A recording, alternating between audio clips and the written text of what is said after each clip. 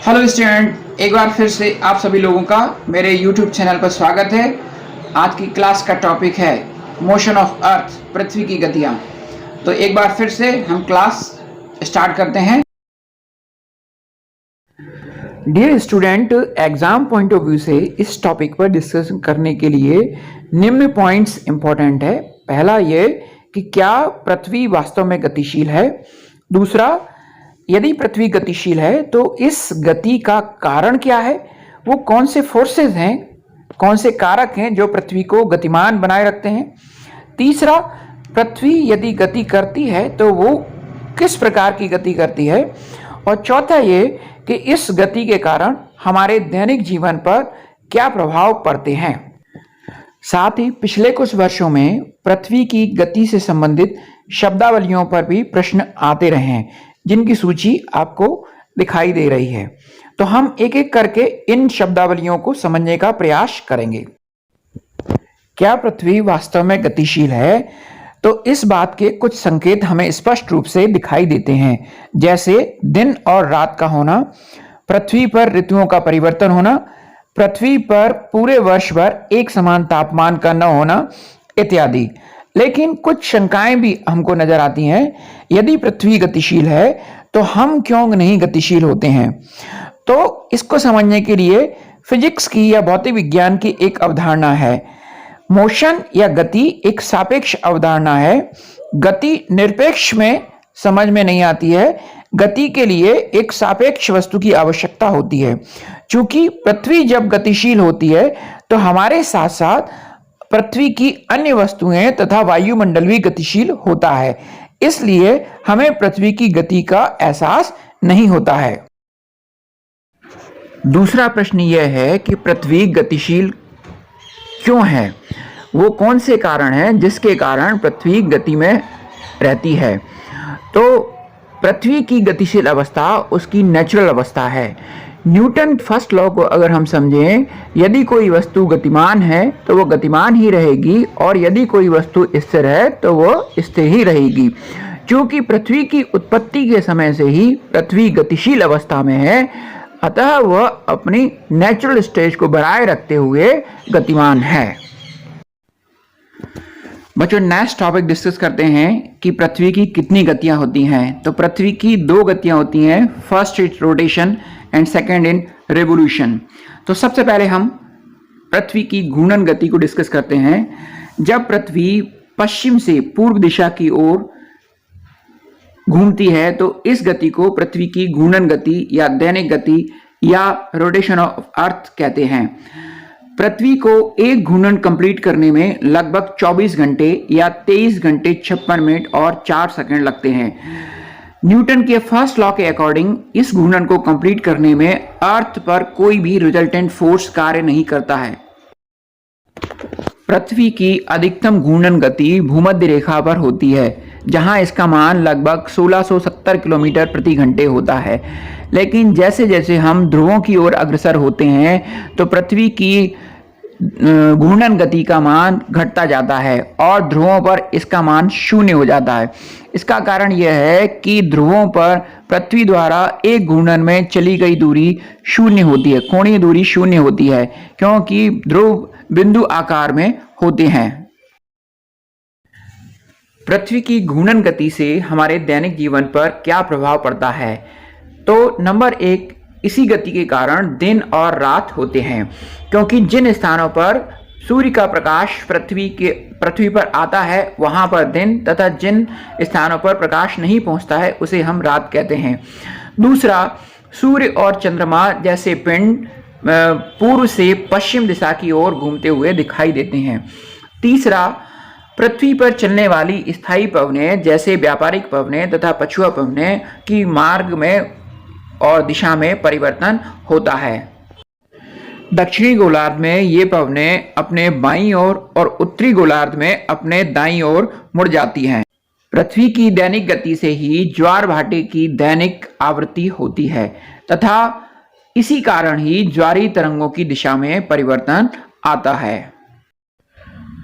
बच्चों, स्थायी पवनों पर कॉरियोलिस बल के प्रभाव को मैं अपने नेक्स्ट वीडियो में डिटेल में शामिल कर लूँगा, तो आप निश्चित तौर पे अगला वीडियो भी देखें। ये कुछ सम इम्पॉर्टेंट फैक्ट्स हैं, तो बच्चों इसको जो है आप पढ़ लेना ध्यान से। अब जो नेक्स्ट टॉपिक है वो है ट्विलाइट। तो ट्विलाइट किसे कहते हैं? तो सूर्य की किरणें जो सूर्योदय के पहले वायुमंडल के धूल के कणों से विस्तृत होकर दिखाई देती है, उसे हम ट्विलाइट कहते हैं। ट्विलाइट 3 प्रकार की होती है। 6 डिग्री ट्विलाइट को सिविल ट्विलाइट, 12 डिग्री ट्विलाइट को नॉटिकल ट्विलाइट या समुद्री ट्विलाइट तथा 18 डिग्री ट्विलाइट को एस्ट्रोनॉमिकल ट्विलाइट या खगोलीय ट्विलाइट कहते हैं। पृथ्वी की दूसरी गति वार्षिक गति कहलाती है। इसे रेवोल्यूशन ऑफ अर्थ के नाम से भी जाना जाता है। पृथ्वी अपने अक्ष पर घूमती हुई जब सूर्य की परिक्रमा करती है तो पृथ्वी की इस गति को पृथ्वी की परिक्रमण गति या वार्षिक गति कहते हैं। पृथ्वी सूर्य की परिक्रमा एक दीर्घवृत्ताकार मार्ग में पूर्ण करती है।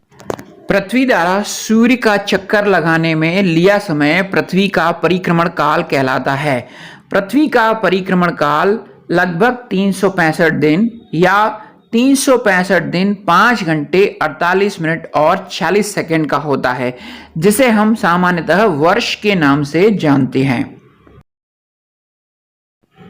दिए गए चित्र में पृथ्वी को सूर्य का चक्कर लगाते हुए दिखाया गया है। पृथ्वी सूर्य का एंटी क्लॉकवाइज डायरेक्शन में चक्कर लगाती है। दिए गए चित्र में 4 स्थितियां दर्शाई गई हैं।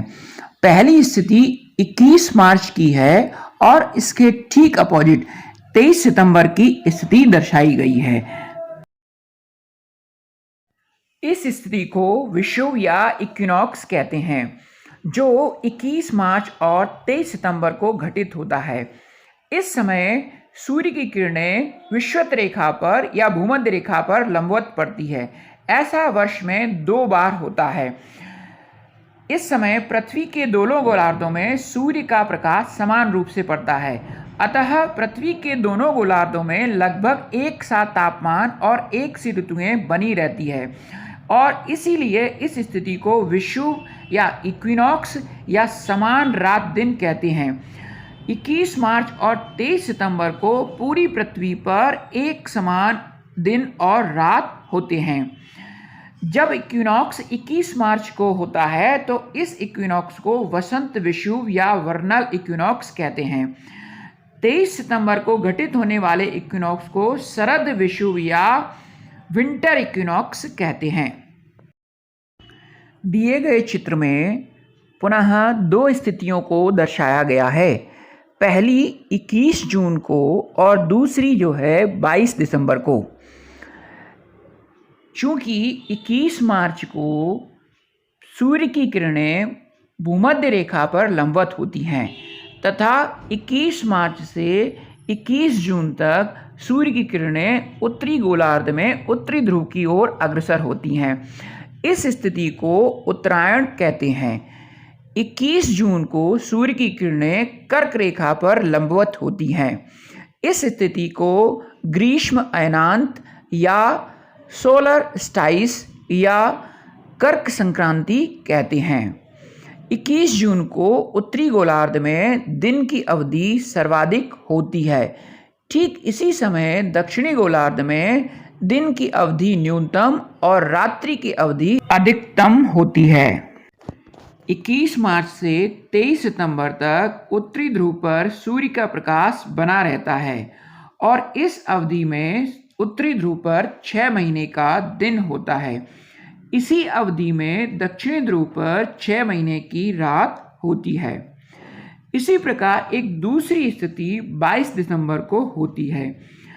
चूँकि 23 सितंबर से सूर्य का प्रकाश दक्षिणायन होता है, अतः भूमध्य रेखा से सूर्य की किरणें दक्षिणी गोलार्ध में दक्षिणी ध्रुव की ओर बढ़ती हैं तथा 22 दिसंबर पर सूर्य की किरणें मकर रेखा पर लंबवत होती हैं। इस स्थिति को दक्षिणी अयनांत या शीत अयनांत कहते हैं या इस स्थिति को मकर संक्रांति कहते हैं। इस अवधि में दक्षिणी गोलार्ध में दिन की अवधि सर्वाधिक तथा रात्रि की अवधि न्यूनतम होती है। इस प्रकार हमने देखा कि पृथ्वी की वार्षिक गति के कारण कई सारे प्रभाव हमें देखने को मिलते हैं। पहला, वार्षिक गति के कारण ही पृथ्वी पर दिन और रात्रि की अवधि छोटी और बड़ी होती है। जब सूर्य की किरणें कर्क रेखा पर लंबवत होती हैं या सूर्य की किरणें जब उत्तरायण होती हैं तो उत्तरी गोलार्ध में दिन की अवधि अधिकतम और रात्रि की अवधि न्यूनतम होती है। इसी प्रकार जब दक्षिणायन होता है तब दक्षिणी गोलार्ध में दिन की अवधि अधिकतम और रात्रि की अवधि न्यूनतम होती है। सूर्य की स्थिति में परिवर्तन के कारण ही पृथ्वी पर अलग अलग स्थानों पर अलग अलग सूर्य ताप मिलता है। तापांतर के कारण पृथ्वी पर ऋतुओं का निर्माण होता है।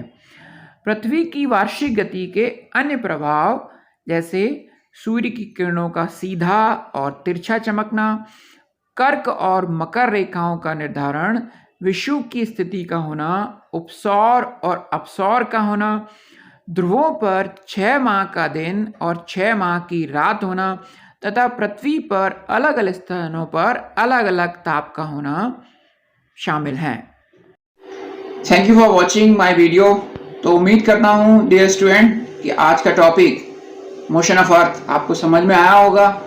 तो आप कमेंट कीजिए, लाइक कीजिए और चैनल को सब्सक्राइब कीजिए और नए नए वीडियो के लिए आप चैनल से जुड़े रहिए। Thank you.